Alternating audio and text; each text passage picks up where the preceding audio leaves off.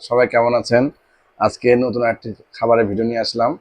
আজকে বাসায় রান্না হয়েছে গরুর গোশের কালা ভুনা। এই যে আজকে খাবারটা আমার সামনে নিয়ে আসলাম। খুব সুন্দর, খুব মজা খেতে।